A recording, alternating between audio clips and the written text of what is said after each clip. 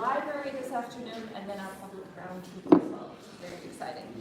But you'll forget all of the dates and times that I give you anyway after, so I'll pass it on to Gaston. Okay, thank you very much. Yeah, it's nice to see you. Some people again. Like 2.5 years ago, something like that. Okay, it's also nice to see new people. So my name is Kerstin Zimmer. I'm a senior lecturer at the Center for Conflict Studies, and I teach a lot. And I also did several trainings in university teaching, and I'm really curious about new methods. I like to apply them.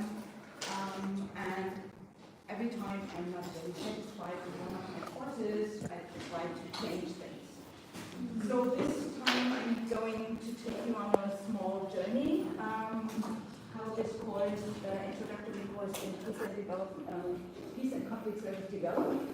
And I will start, but later on, Valeria is also going to join me because she's not only responsible for co-organizing the workshop here, but she's also my student teaching assistant.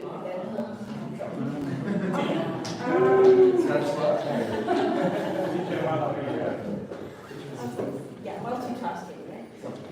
Okay, so you talked with Stefan and Thorsten this morning about constructive alignment. That is kind of trying to harmonize the learning outcomes that are stated for a course with the teaching and learning activities, and finally the assessment. So I will try to explain that with an introductory course to theories of conflict studies. It's a course for first and second year bachelor students. We have a BA minor in peace and conflict studies here. So it takes place every summer term, and we offer it 3 times, different times per week. And this year is the first time that we also offer it in English. So before it was only in German. So we have one course, the Friday course, which is in English. So it's mostly for incoming students, free movers, Erasmus students, all kinds of people attending the course. And it's also some Marburg students who decide they want to do the course in English and not in German. So it's a mixed group. So I will first talk about the learning outcomes, which are basically stated in the qualification objectives in the module description of this program. So it says that after completing this module, students will have an overview of the theoretical landscape of peace and conflict research, and will possess practical criteria for evaluating conflict theories. So this is with regards to content, right? And they will also expand their social skills, analytical skills, and presentation skills. So this is something or the students should achieve by attending that course. So let's have a look. So what theories do we cover? Quite a lot of them. Of course, it's only not with a random selection, but it's just a selection. There's some other theories as well. So we start with what theories are those good for, and we have theory of civilization and all the rest of it. So what you can see is it's a mixture of theories taken from political science, sociology, international relations, social psychology, and like cultural studies, basically. So we've over time we have exchanged some of them. There were other theories in there, but this is what it looks like. So, so let's talk about the time before COVID. So what did we do then at that time? So what were our teaching and learning activities at the time? And why were we not really satisfied with that? So what we did, typical classical German course, people are supposed to read stuff, read an article or whatever for class. And then we have a student presentation, which is not supposed to repeat the things that are in the readings, but offer like additional information or criticism of the theory or whatever. So we have to kind of communicate with the students what they're supposed to do in that presentation. It's really difficult, and sometimes students do not really understand what their contribution to the seminar session is. For them, it's just giving a presentation. And and they had to do it in groups because most of the time the groups are really big, so there were no individual presentations. That makes it even more difficult. Like people doing something in the group, lots of communication, some free riders and all right? And as you can see, well, the problem then was, if we go back to the objectives,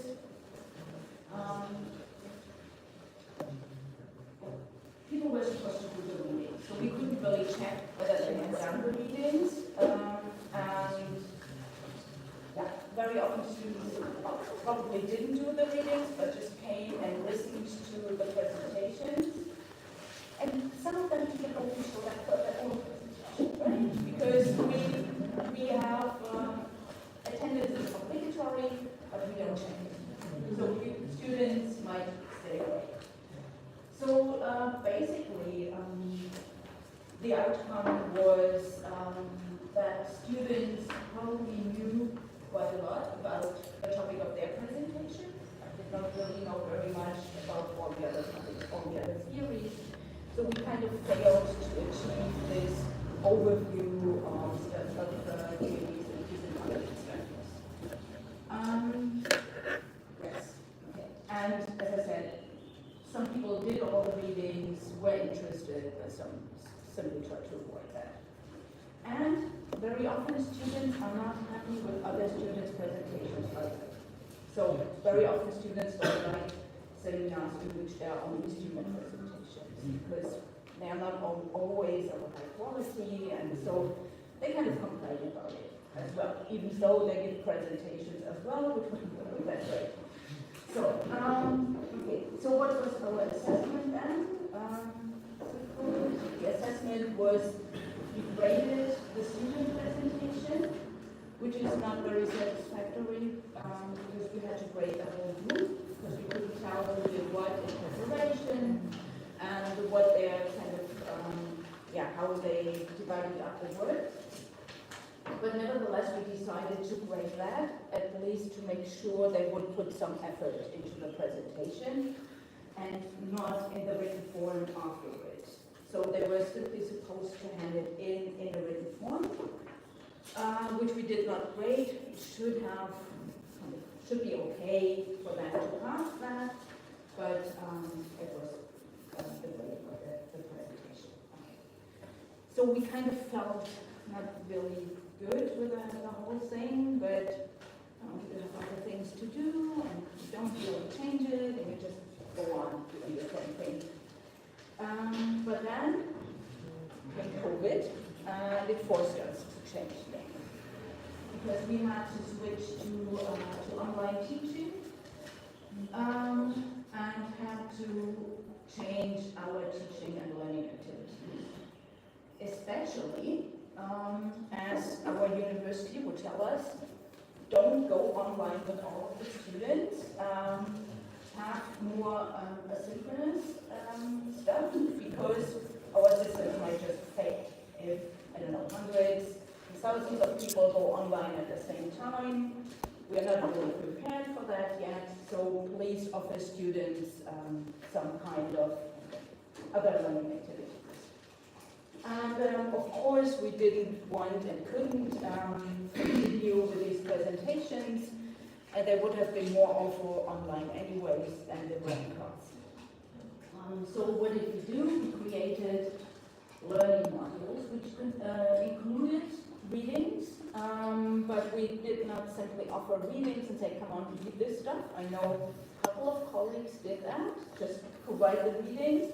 Students would just on their own during the whole semester with a bunch of articles and didn't really know what to do with them, and nobody really checked on them, and so they felt lost. And another big problem was, especially surveys afterwards showed that students felt very much lost because they had no contact with other students and with the teaching staff. Yes, first we included some activities that they should do based on the readings. I will show a couple of them later on. And there were some tasks that they had to fulfill in order to complete the course. So we kind of forced them to do the readings, do some little research or whatever. And there were some compulsory tasks which they also had to upload. So we could check on whether they really did something. And we offered additional material for those who were really interested in a specific topic. So, and later on we started, towards the end of the first COVID semester, we started online classes and Big Blue Button, and we did more group work with them in breakout rooms, and they could kind of substitute some of these compulsory tasks for things they had done in class. They were documented, and when they were present for the whole session, they could just supplement. They could do that instead of the individual tasks. Okay, so we did that for 2 semesters, 2 summer semesters, 2020, 2021. And the assessment during COVID was already an e-portfolio, so a portfolio being some kind of a collection or compilation of tasks they have done during the semester, but they should focus on a specific topic. They should choose a topic beforehand and only upload things that were related to that topic. So some students might have been interested in theories of international relations, so they uploaded the tasks they did on international relations. Some others were interested kind of in inequality, for example, inequality and conflict. So they were looking at different theories that had this topic of inequality in them. So for sure, theories of racism, post-colonial studies, all kinds of things that were related. But they were free in choosing their specific focus. And they were also asked to reflect on what they did during the whole semester and how all these tasks they did fit together and spoke to each other.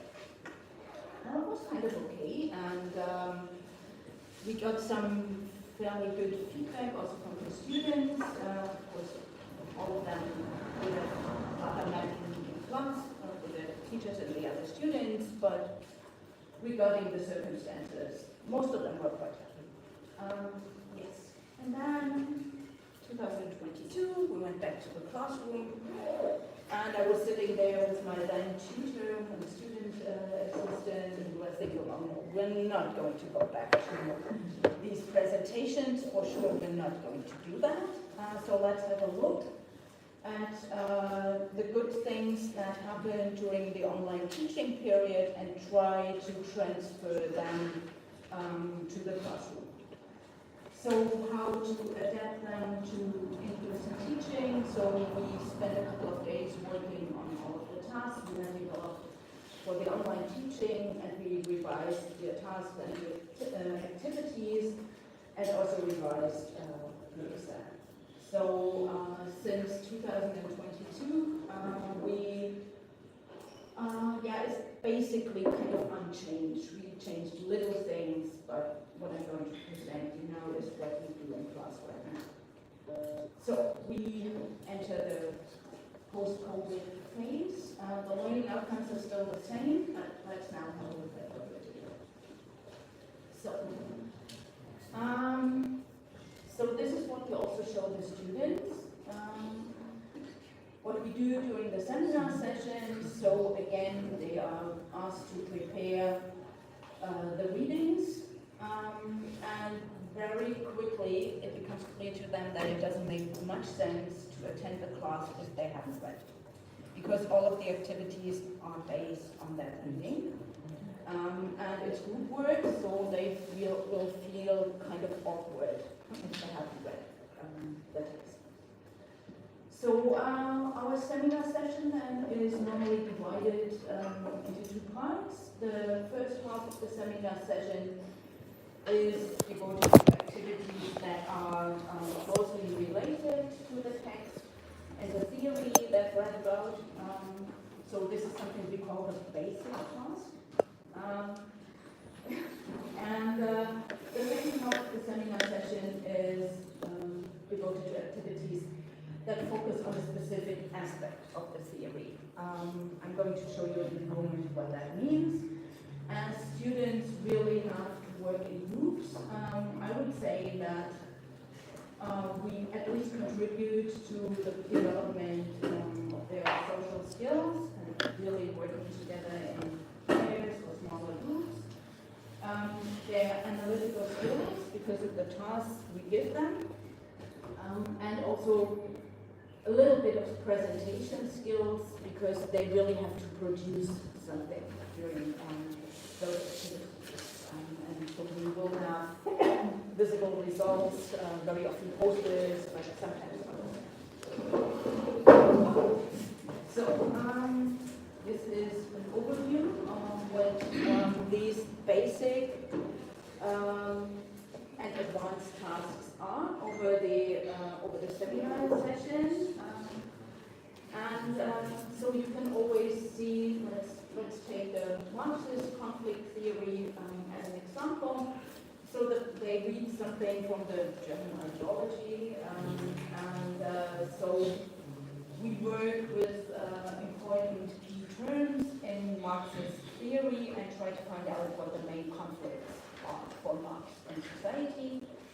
And in the second part of the session, we talk about other concepts of class, so a little bit on neo-Marxism, how do they work with that concept of class, and also with newer concepts of class that do not really focus so much on economic differences or economic antagonism between classes, but rather on culture and how culture is related to class. And this is one of the products that students produced this semester. So in the first half, we give them like these concepts that we think are important in Marxist theory. So they get these pieces of paper and are supposed to arrange them in a poster in a way that makes sense to them, and also kind of draw the connections between these terms, right? So class, capital, the bourgeoisie, the proletariat, exploitation, all this stuff. Then in the second half, they get a small reading of 3 pages, 2-3 pages, maybe by a sociologist who talks about class in a different way, so refers more to culture. And then they are asked to either change the picture they created in the first phase, or draw a new one. So most students opt for a new one because it's really difficult to include this idea of cultural differences between different classes in the first picture. So they would rather draw a new one and kind of point to the conflicts that arise between our different classes. So what we can do, or rather Valeria does, is to take pictures of all of that is document what the students do, and provide it to them in our online learning platform, so they can later choose these tasks to include them in their exam portfolio. So these are all kinds of different things we do then in class. So as I said, it's not always posters. Sometimes they use a tablet, or they even have to come up with a small theater play. And stuff like that. So very different activities. And then we have the assessment, which is, as I said, an e-portfolio. So this is something we show the students as well. Don't be confused. Students are always confused. They simply don't understand what they're supposed to do. They're kind of shocked. Oh, I would rather do a presentation or write a term paper. It sounds like a lot of work and very confusing. But after some time, they understand what they're supposed to do. And afterwards, when they've done it, they realize it's not more work than a term paper, basically. So what they should do at the very beginning of the course is try to get an overview of all the topics we have in class and decide what they're most interested in. And then choose all kinds of activities that relate to what they are interested in. So what they do, as I said, we always do a basic task and an advanced task in each seminar sessions, and they are supposed to pick 2 of the basic tasks from the whole semester and 2 of the advanced tasks and include them in the e-portfolio. So they are free to choose which ones, but they should make sense within the context of their topic. And yes, and then we have things they do at home, 2 things they do at home. One of them is to write an excerpt of one of the basic readings they have to do anyways. That is, write a structured summary and hand it in of that text. They're also free to choose which one. They don't have to tell us which one they're going to do, but there is a deadline for him and today.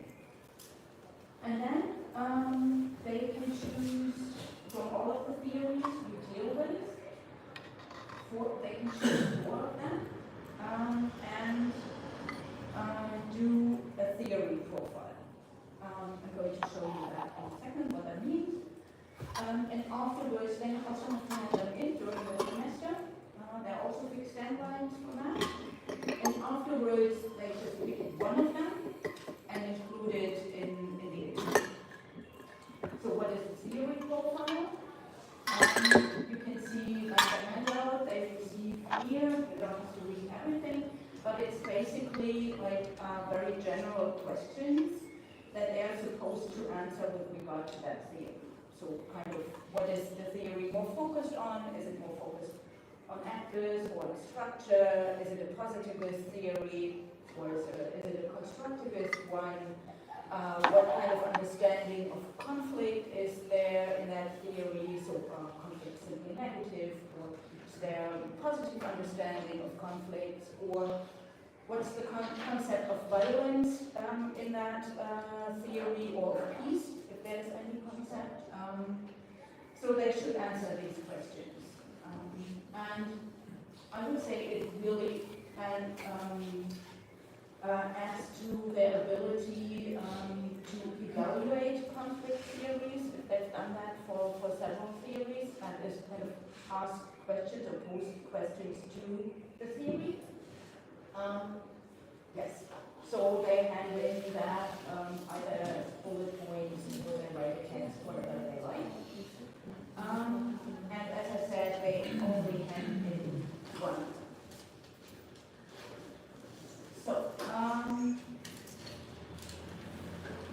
with the whole exam, I would also say they develop their analytical skills like all together by doing all these things, because they also at home then after the seminar ends have to do one more task. That is either compare 2 theories to one another or apply the theory to a real world case. So very often, especially our students on political science, they love all these international relations theories. So they would very often compare neorealism then to constructivist theories of international relations. Or if they do an application, they would apply neorealism to the Cold War, for example. But it could be something completely different, right? So they are also free to choose that. we tell students, please get in touch with me and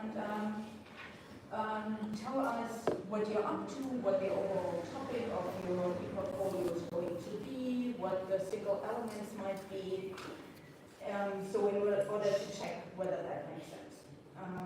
So they get some feedback and they can start working on that. Okay, and it's also kind of a presentation. Of course, it's not a presentation in front of an audience, but what they create, as I said, is an e-portfolio. So they created in our learning platform. I'm not going to show you that because we probably have different learning platforms, but very many of them offer some kind of portfolio thing. So what they end up with is kind of a small web page. So they should also think on how to present results kind of on the web page. So it's a different kind of presentation skill than talking about. Yes. So yes, and at the end, the last session we will have now next week. They get another task, final task. They get cards with all the theories we dealt with, and again, they are supposed to arrange them on a poster. We don't tell them according to which criteria. They are supposed to come up with their own idea of how to arrange those theories. So we have, as we haven't had it in English, this is one of the posters from last year in German. So they came up with 3 levels of phenomena and explanations, so the macro level, the basal level, and the macro level, for example. But other groups of students come up with very different criteria of kind of trying to sort these theories and kind of develop their own landscape, right, at the end. So I relate these theories to one another. Yes. Okay. So I asked her to add a couple of things from her perspective. So we've done that twice now together. So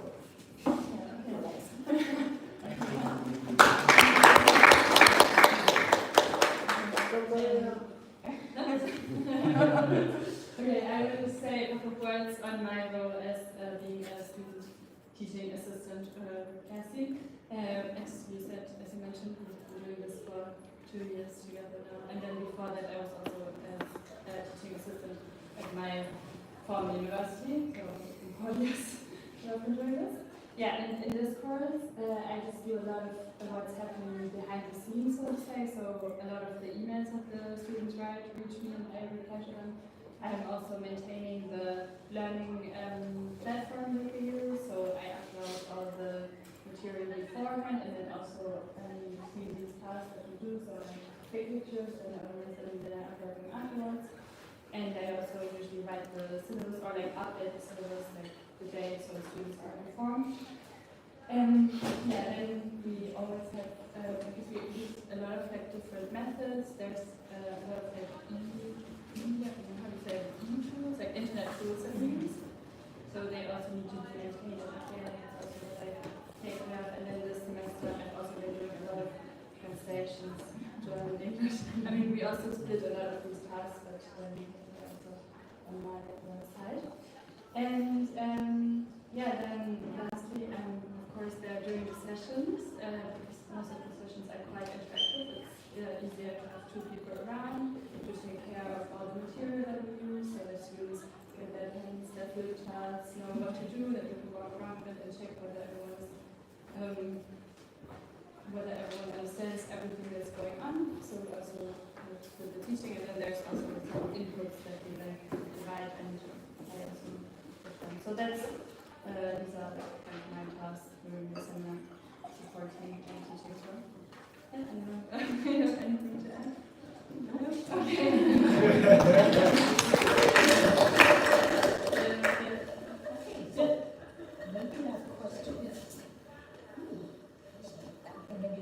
I just want to know what are the tools that you use in the university, like to distribute the platform to the student, like the assignment and other the material, because like in Cambodia mainly we use two applications. One is the Google Classroom and the Microsoft Teams, and I find like Microsoft Teams is more convenient since they have more platform. But when I study in the US, they use another platform called Canvas, and it's more advanced than Google than the Microsoft Teams. So I just want to know what. Well, we are more or less forced to use the universal platform. It's Ilias. It's just a typical German thing. I don't think it really exists outside of Germany. So it's, I think it's an open source thing that people develop, and the university uses it, has its own server. Looks a bit old-fashioned in a way, but if you really dig deeper, there are quite a lot of things you can do actually. And for the interactive things, sometimes in class, and especially during COVID, they're kind of smaller tools. We use, as I said, the Padlet we use very often. Yeah, Kahoot. We also have Kahoot at the very end. Students love it. And the very last session just to check all of the theories, ask questions about the theories. So yeah, it's smaller tools that we use, and sometimes it's simply a Google presentation where they have to add stuff or something like that. Yeah. Yeah, I think there was somebody over here. Yeah. I have two questions. So the first question is because your explanation about pre-COVID during after COVID. So I would like to ask about, is that because you're talking about learning outcomes, which could be also based on the situations that this happened pre-COVID, during and post-COVID. So one thing is also the same to deliver to the student. You have to be also engaged or doing the content based on the situation happening because of during and post-COVID. How we see the student behavior during and post because of the also situation not happening the same. Second of all, you mentioned also that students have an overview on a very thorough landscape. So I would like to ask, this one is actually, you also mentioned that they have see how to do their own theory. I would like to ask you if they are not based on any research or just because they have ability. What is in my experience, because I also master a study. So we have a new theory. We actually consult with the other researchers already have in the past. So just extend the theory in the past, or new theory you have to be responsible. So like if they don't based on any theory.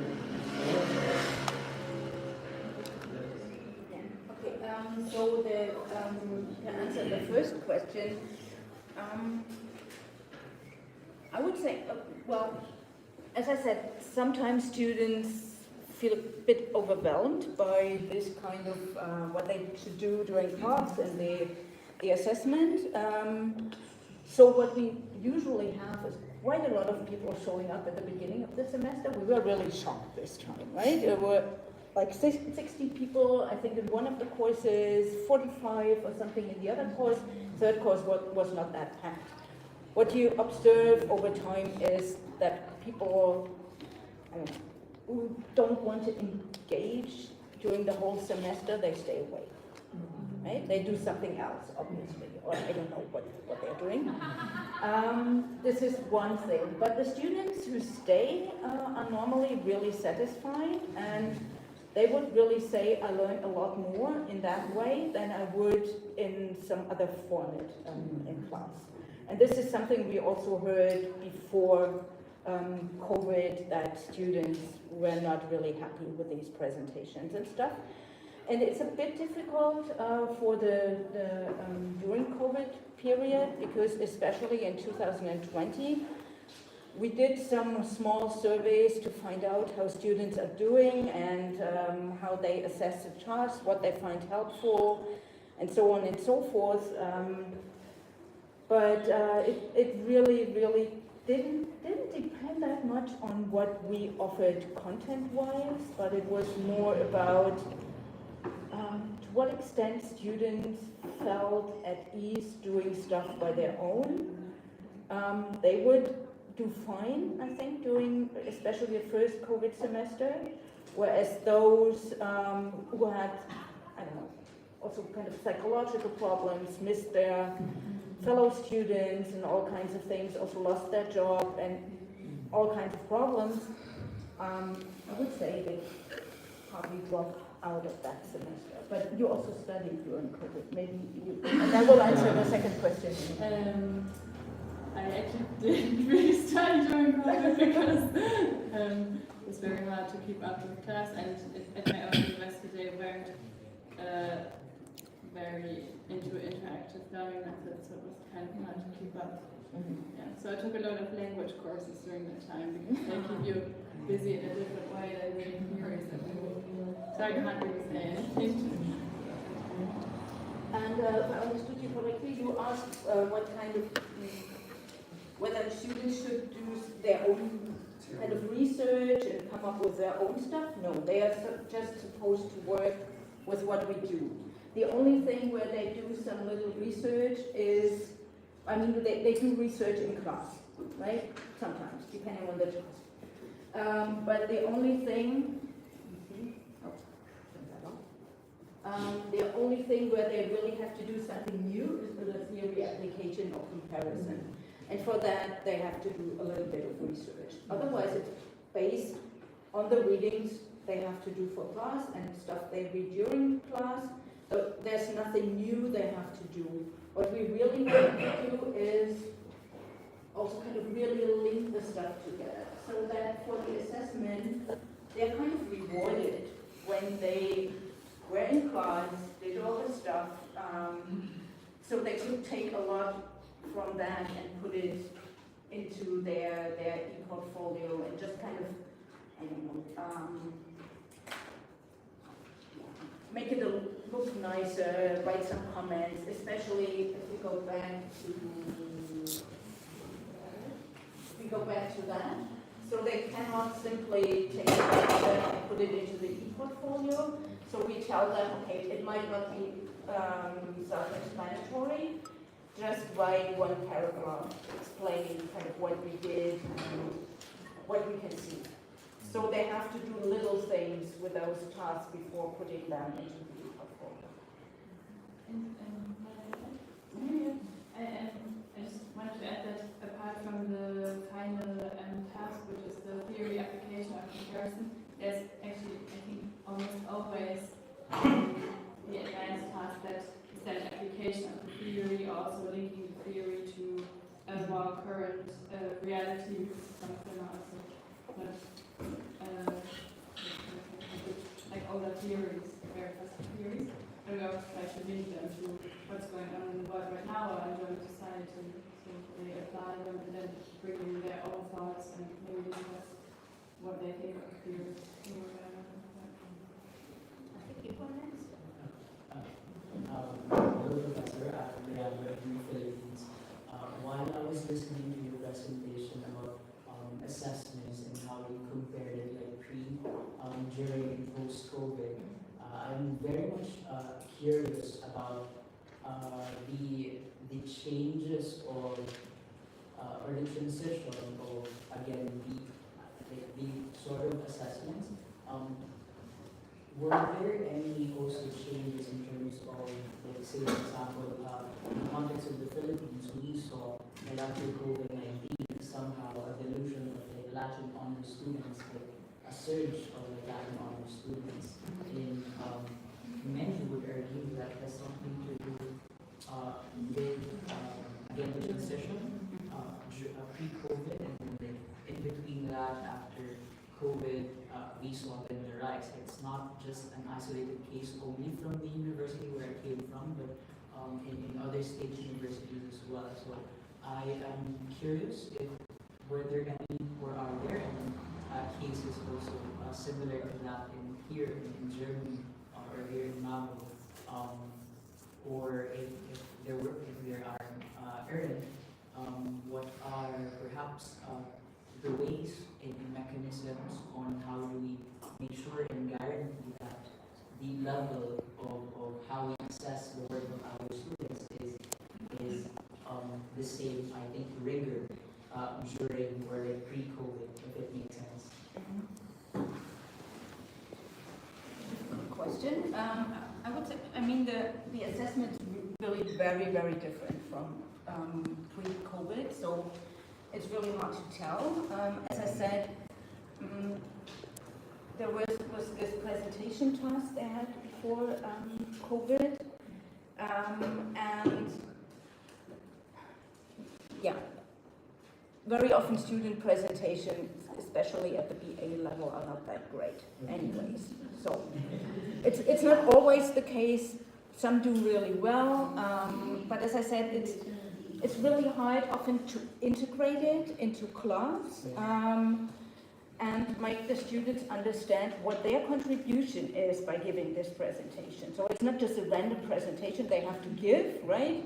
And they give the presentation and then it's and they sit down, but it should really kind of help the other students understand the thing better.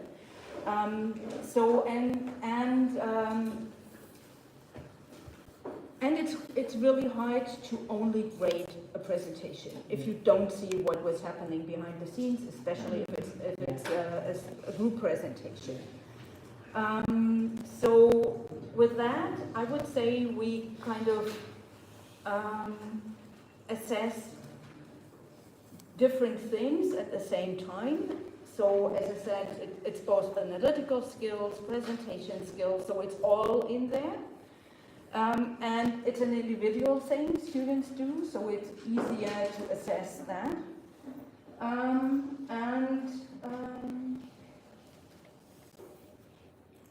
Yeah, but I wouldn't say that it has become of lower quality. Yeah. Not at all, especially with that kind of assessment. Most of the time I'm really happy to see what students do and how they kind of try to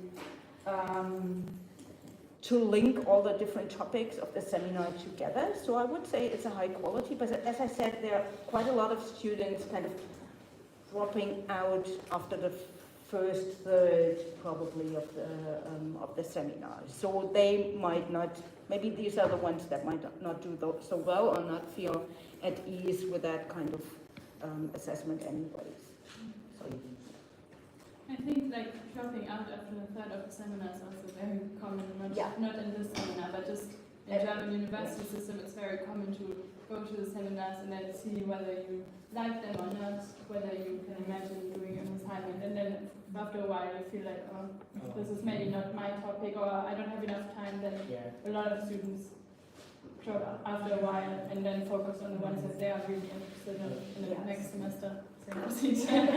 So they go to many seminars at the beginning. It would be too much anyways, and then decide in which ones to stay. So yeah.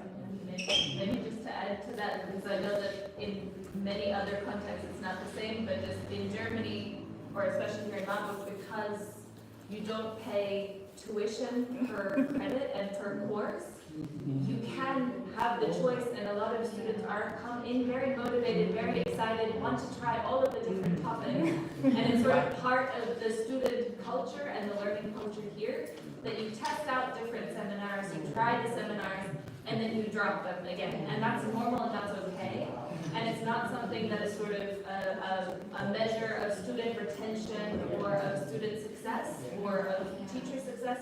But it's just part of the way that we plan our courses in a way as well. When we start in the first session, I know if I have 50 students sitting in my class, I can already kind of calculate, okay, I'll probably have maybe 30 students at the end of the semester, and then that's normal and that's fine. And because they don't have to follow a very rigid structure of this is the first classes, there are some mandatory seminars, but a lot of electives, a lot of trial and error. And many students who study longer than the technical, so the 3 or 4 years for a BA, you have many students who study for longer because it's free, possible. So just I think you go. Yeah, I found somewhere in the slides that skill sets that were supposed to be assessed is comprised of three. So the analytical skill sets, the presentation skills.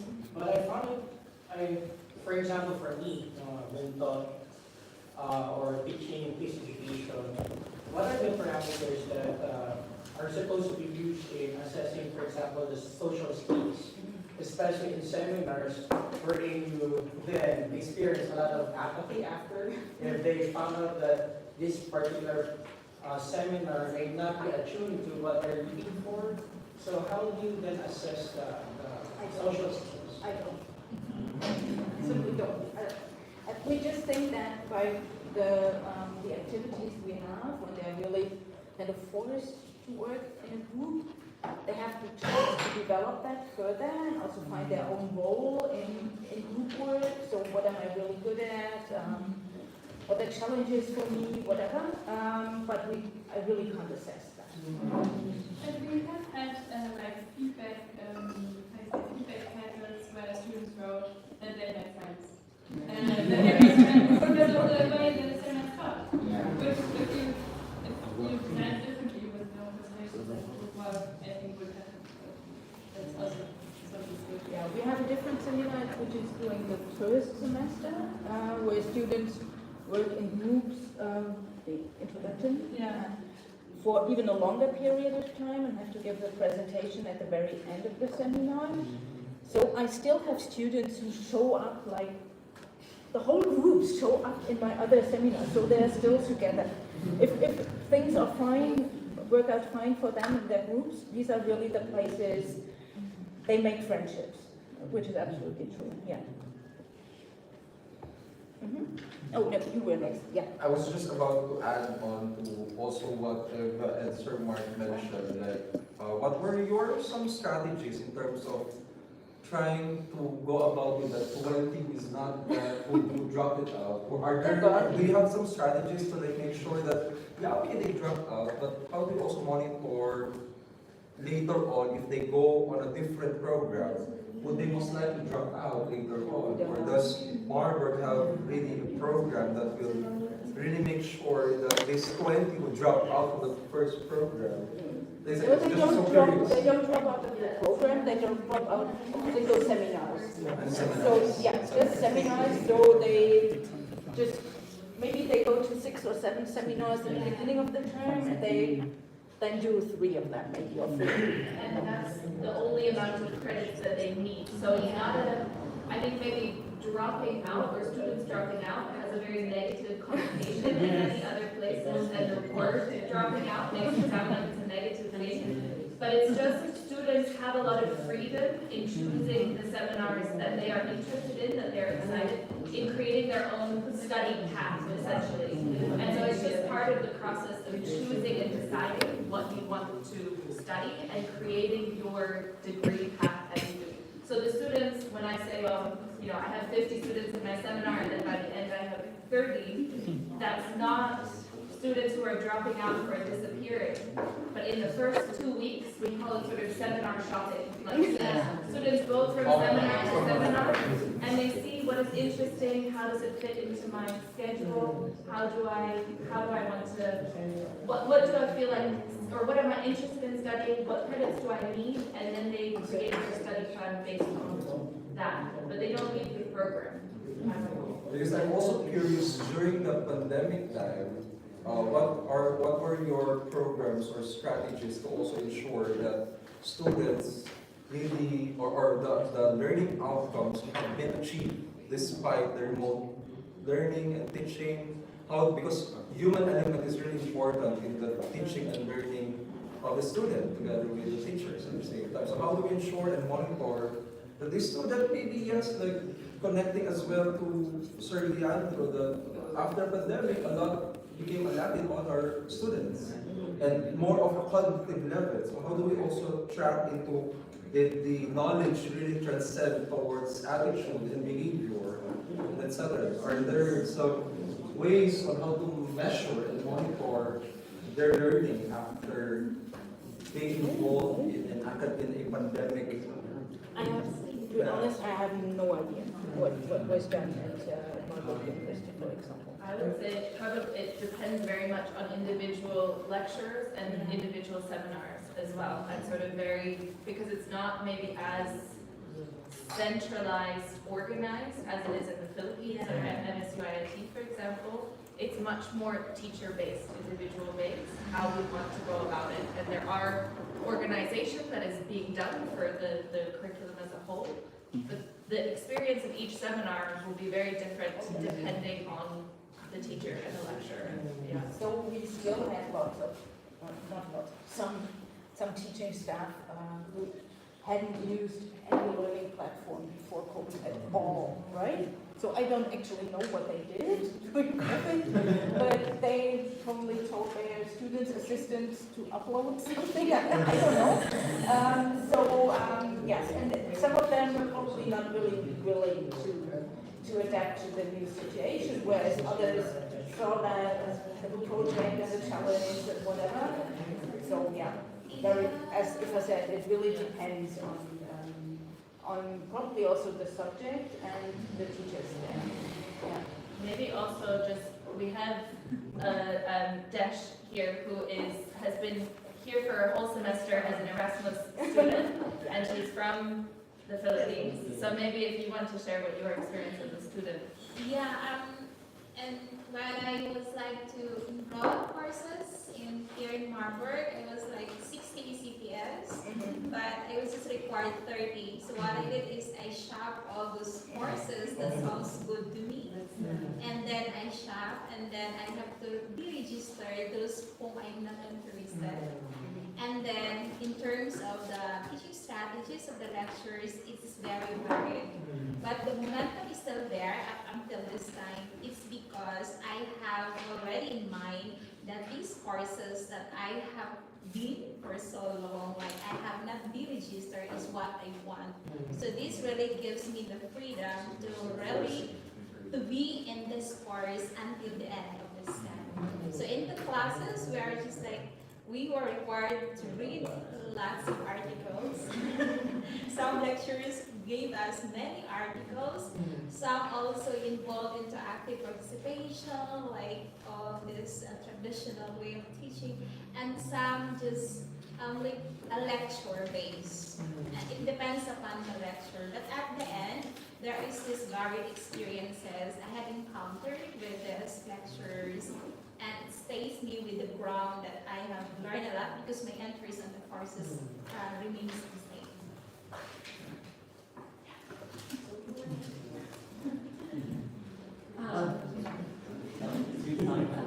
I just would like to, I'm not going to ask any questions, but I just would like to share something with regards to the teaching of seminars. I've been teaching seminars also in the Philippines. Still a full-time professor in the university. There's really a very big difference between Western and countries like ours, a third world country. When we teach seminars, like for example in my class, the first thing that I do is really to make sure that I will be able to teach the students on how they're going to present seminars. That is the first stage. So I will be teaching them the utilization of different platforms. I tell them, if you don't have PowerPoint, what are you going to do if there's no current? What are you going to do in the utilization of other materials in order for you to be able to deliver your seminar? So I teach them the use of PowerPoints, the slide projectors, the Manila papers, the boards, etc. And then I teach them in terms of the use of colors, especially when you use PowerPoints. What color are you going to use as the background? Like for example, use light background if your text is dark, and you use dark background if your text is light. And I teach them the rule of 7. That means the utilization of 7 lines. yeah, So you have to make sure that the distance of your, what we call the, once the, who will be listening to your seminar, will be able to see your text.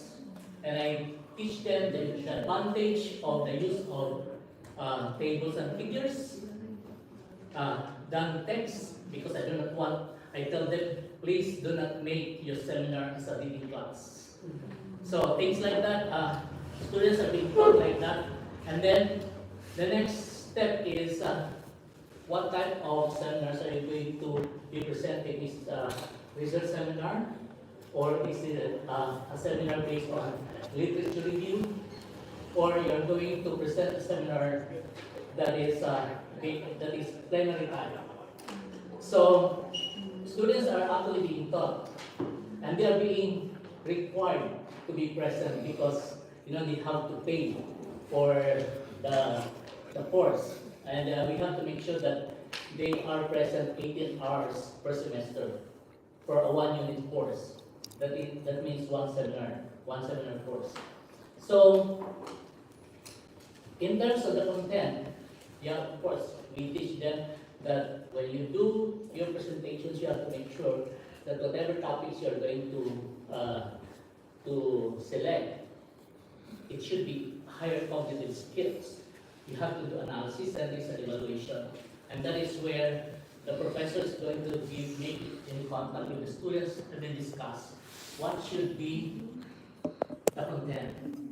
And of course, there will be consultations with regards to the limitations of the number of slides, if they're going to use PowerPoints, or they will just use one board and it's there, the content is already there. And then I also tell them, what if you are being invited to present a seminar in a community wherein there's no power, there's nothing? So what particular tool you are going to use?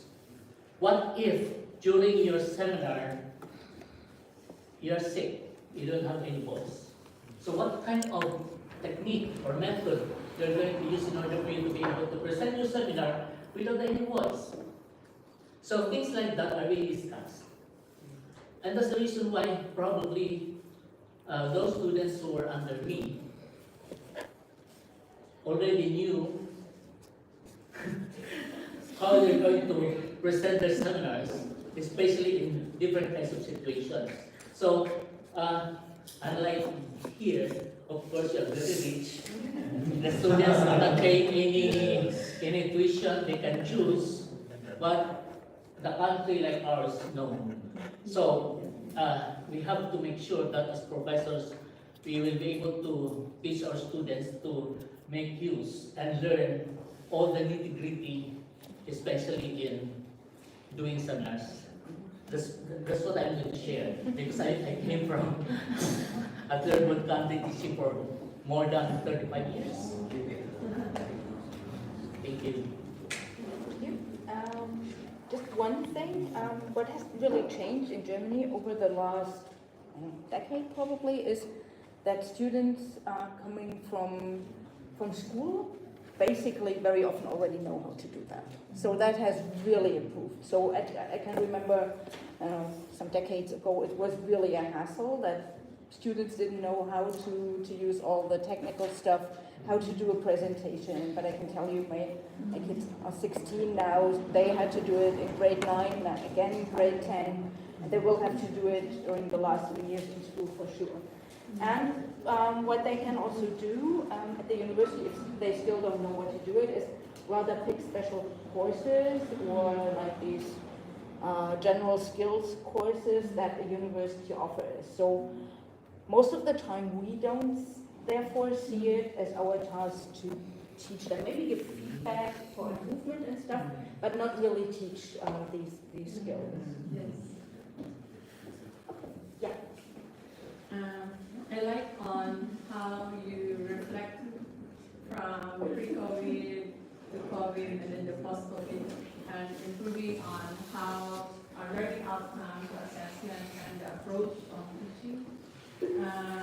My question is, because we want students to be engaged in our classes. We want to keep them. But of course, they have their decision if they want to finish the seminar course. What are the strategies to keep students engaged in their e-portfolio? And as well as what are the challenges in assessing their e-portfolio?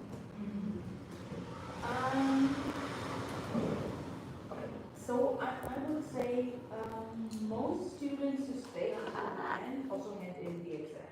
They do the e-portfolio. There are very few who don't do it. I have a couple of them who then show up 1 year later and say, I did all these things in class, I only have to do the e-portfolio, do I have to take the class again? And it's like, no, you don't. Just take the exam again, do the e-portfolio. But there are few, not that many. Maybe it's 3 or 4 students a year.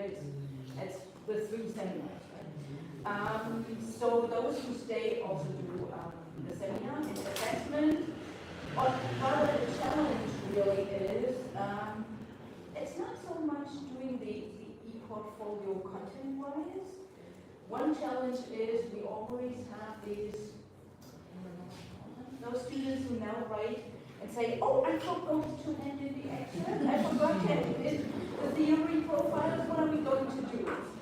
We have to handle that somehow and allow for late contributions, stuff like that. It's more with that. So it's not the e-portfolio itself, but what the things they have to do before.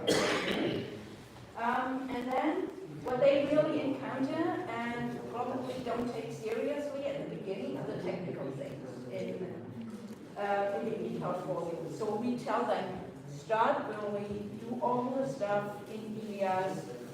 Don't take Word files, copy them into Ilias, going to look awful. So what do students do? They prepare everything on their computer and just before, a day before they have to hand it in, they somehow try to copy it into Ilias and it's going to fail. This is but we can't do anything but tell them in advance what they shouldn't do, but there are some people who just don't listen. This is more of like a reflection based on what I have listened to earlier in Thorsten's discussion and this had with you, Professor Zimmer. One thing is, I can't help but notice, although a lot of people would say that it's very highly individualistic here in Europe, or well, specifically in Germany, but then I couldn't help but notice how specific you were, and the person, in emphasizing that the individual still has a stake to the whole. Because if you're absent, everything else will, be affected. And the knowledge that's supposed to be co-constructed by everybody else in that ecosystem, for instance, will not be complete without you as part of that ecosystem. And the second is that because of your system, there's enough space, I would say, or even more than adequate space for power and agency, or empowerment and agency for students. But I also realize that if there's no restraint, it's dangerous. So this time looking at your experience and with the emerging possibly problems and challenges like AI, how do you foresee now would be good improvements for a course like this? Okay, regarding AI, I don't see such big challenges for that kind of assessment, but because maybe just for the essay they have to write on the theory, this is where they might use AI. I mean, they sometimes do it during class, that's fine. If they don't know a couple of things, they just look it up, that's fine. So it's not such a big problem for that kind of assessment, I think. It's more for like handing in essays, handing in term papers. This is where I see the challenge, but really not here. And the other thing is that our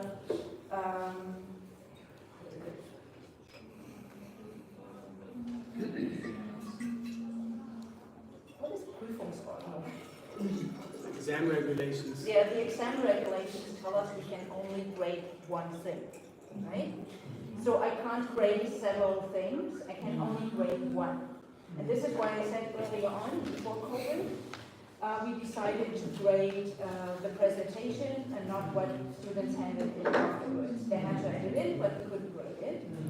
And so this time, and I also made sure that for the new regulations, there would be e-portfolio or portfolio in the regulations, so I can do it. Before, I simply kind of, I didn't work according to the regulations because it said presentation or term paper, but always did the e-portfolio. Nobody complained, and I really didn't care. But now it's in the regulations. So it's the whole e-portfolio, which consists of small pieces, which I can grade.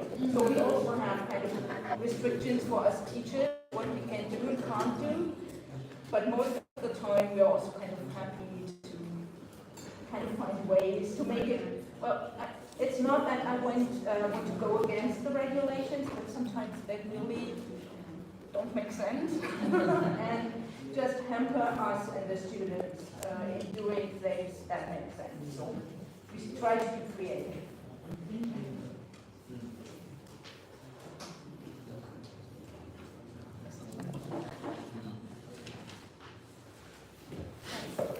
Hey, may I ask? Yes, sure. I'm interested about the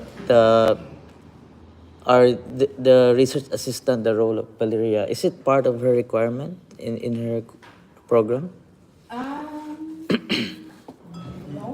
The thing is, we also have less and less money at the university, so we are discussing where to kind of cut the student assistants and when the seminar is fighting. Cut in pieces. Where to cut these positions. And there are lots of courses that used to have kind of more experienced students to assist and also kind of be more accessible to younger students than like the teachers would be. So they would probably rather ask Valeria about certain things than me. But as I said, there are fewer and fewer of them. And of course, for advanced students, it's just a good opportunity to earn some money and to gain experience, but it's not required to do anything like that. Yes, that was to add something. The question was whether it's required. Yeah, I wonder why you're there as a research assistant. Yeah, is it? I was curious if it was part of your requirements as in the masteral program. No, it's not part of the requirement as master, it's just like a job I had while studying. So like just an informal arrangement between. No, it's not informal, absolutely not. So there will be advertisements for these jobs, students have to apply, be select.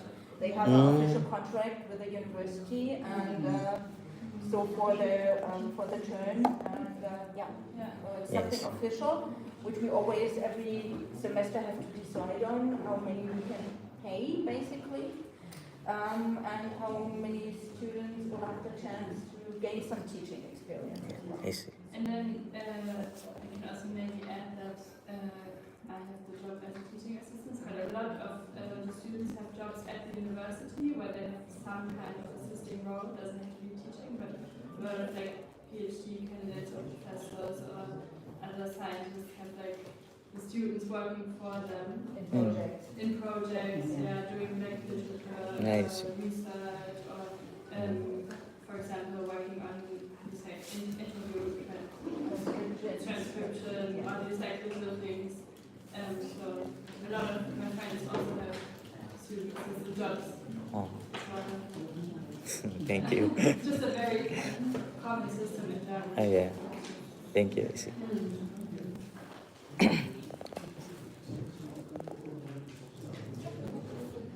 Thank you so much.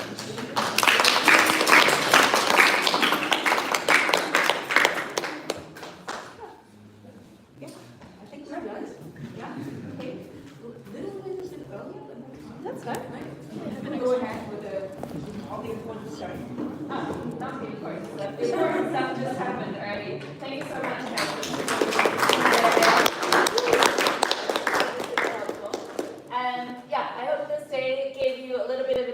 insight into how we do some of our teaching and some of our class organization here in Marburg. Again, like we ended the day yesterday as well, it's not about, it's all based in the higher education systems that we're set in. We're all, we have our constraints, our structures. But the great thing about the South Network is that we have the opportunity to learn about all of the different systems and all of the different ways of teaching, and we can try and take what works for us, inspiration, ideas, and make it work in our systems as well. And I think, the example of the e-portfolio, but also to show you the example of how you can include and integrate students into teaching as well, and embed students into teaching is a really cool thing to get to learn. We now have a break, and so today is a longer day in terms of we have our roundtable, our public roundtable in the evening. So we will be done in this room now. There is a coffee break again, so there will be snacks, there will be coffee that you can get outside. We will meet again in the lobby of the Welcome Hotel at 4:15, so 4:15, so in 1 hour. And we will slowly walk up to the library together. Keep in mind that we will not have dinner until 8 p.m. today. So we have our, everyone is panicking, stressing. We have our round table from 6 until 7:30, and so get some snacks now, so you'll rest now, and then from 4:15 until 8, when we have dinner, we will have to sit around, okay? Yeah, this is a different kind of seminar. What? A different kind of seminar. Different type of seminar.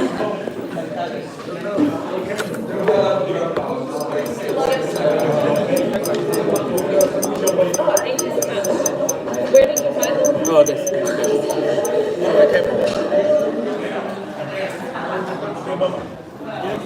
Ah, perfect.